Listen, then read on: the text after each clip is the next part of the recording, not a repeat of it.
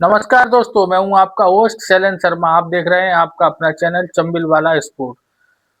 दोस्तों, 23 साल के जायसवाल बड़ा उनमें ऐसे प्रतिभा दिखाई देती है, इतना अनुभव दिखाई देता है। 23 साल में ऐसा लगता है कि उनको क्रिकेट खेलते खेलते ही 23 साल हो गए हों। एकदम परिस्थिति के हिसाब से आज भी आपने देखा होगा, इस टेस्ट मैच में शुरुआत में बड़ा धीमा खेल रहे थे। उन्होंने पिच को समझा, बॉलिंग को समझा, उसके बाद उन्होंने बड़े अच्छी तरीके से बैटिंग की।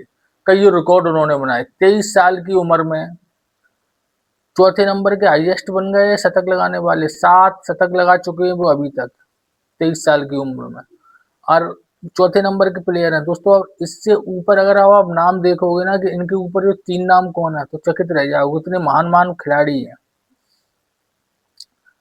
सबसे नंबर 1 पे है डॉन ब्रैडमैन, जिन्होंने 12 शतक लगा दिए थे 23 साल की उम्र तक।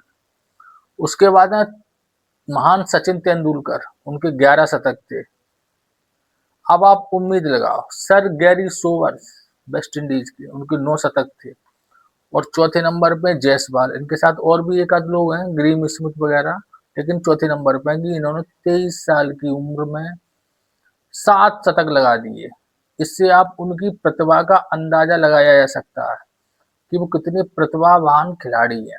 लेकिन चलो दोस्तों, अब T20 की बात बाद में करेंगे।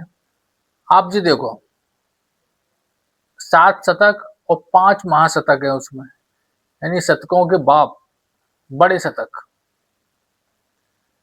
7 शतक लगाए उसने जायसवाल ने, और 5 बड़े शतक। वेस्ट इंडीज के खिलाफ 171 रन से उन्होंने शुरुआत की थी, अपना पहला शतक लगाया था।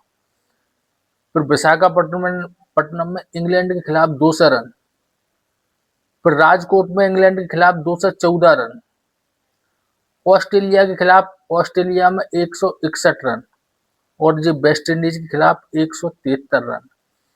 यानी कि 7 शतकों में 5 शतक बड़ी पारियों के हैं। अभी वो 173 रन पर नॉट आउट हैं। कल वो कितने शतक, कितने रन में तब्दील होंगे आगे चल के 173, और कल देखने वाली बात होगी।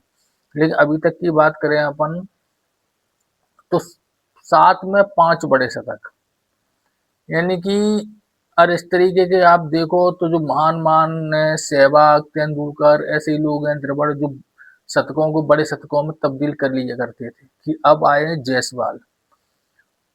जब से यह खेलना शुरू किया है, इन्होंने 7 शतक लगाए हैं। बाकी के जितने ओपनर हैं सबके मिला के भी 5 शतक हैं बस इनके समय में।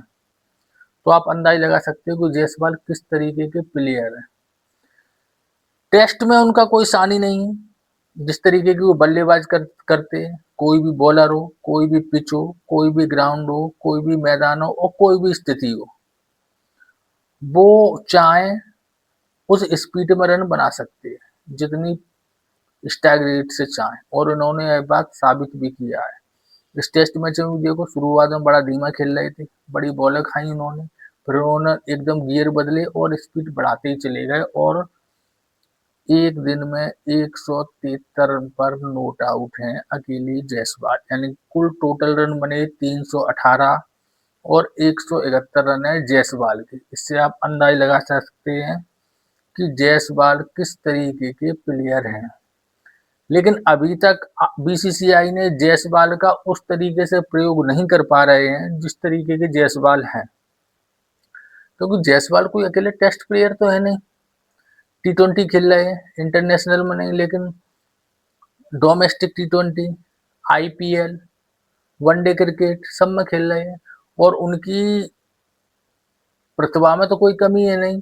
वो स्ट्राइक रेट और भी अच्छी है, चाहे वनडे हो चाहे T20 हो। 164 की T20 में।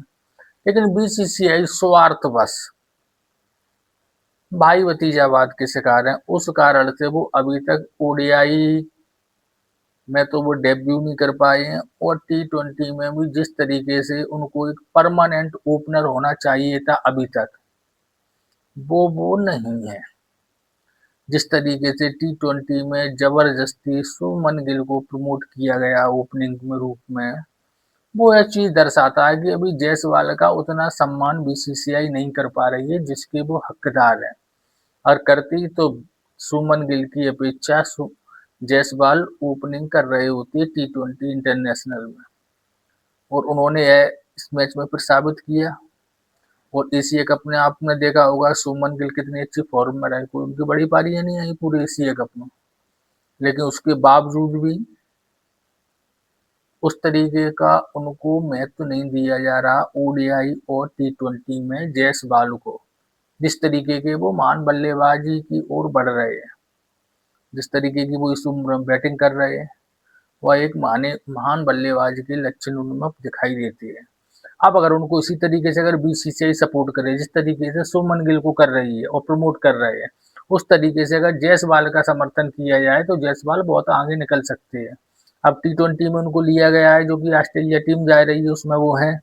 अब यह देखने वाली बात होगी कि वो प्लेइंग 11 में होंगे कि केवल बेंच पर बैठे रहेंगे।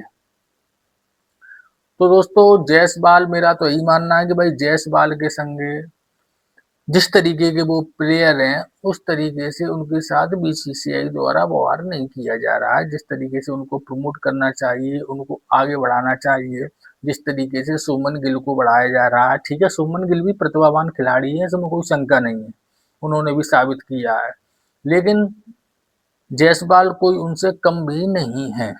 ये वाली बात भी सत्य है, चाहे बीसीसीआई उनको प्रमोट करे या नहीं करे। जब मौका मिलता है, जैसे मौका मिलता है, जायसवाल अपने आप को साबित करते होंगे। पिछली श्रृंखलाएं आपने देखी हो, चाहे वो ऑस्ट्रेलिया की हो, इंग्लैंड की हो, चाहे ये वेस्ट इंडीज की हो रही है, उसमें उन्होंने साबित किया है। अब बीसीसीआई को चाहिए कि निष्पक्ष होकर इनको बाकायदा ओडीआई में खिलाया जाए और T20 में खिलाया जाए।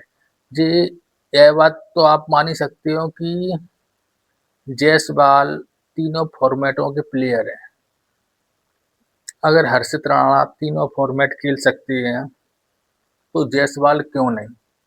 यह सोचने वाली बात है, चर्चा वाली बात है।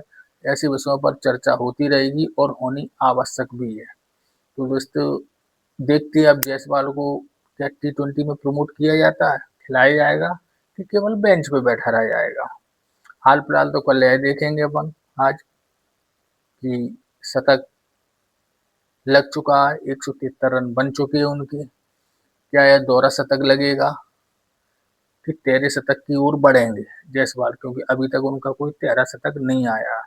जिस तरीके से आज एक दिन में उन्होंने 173 रन बनाए और कल अगर इंडिया खेलती है टी तक या टी के बाद तक, तो स्वाभाविक है कि वो 173 ही और बनाएंगे या उससे अधिक, तो उनके 13 शतक की उम्मीद है। और जिस तरीके की वो बल्लेबाजी कर रहे हैं या करते हैं, उससे अपन उम्मीद कर भी सकते हैं कि वो 13 शतक लगा सकते हैं। अब देखने वाली बात होगी दोस्तों आज क्या होता है।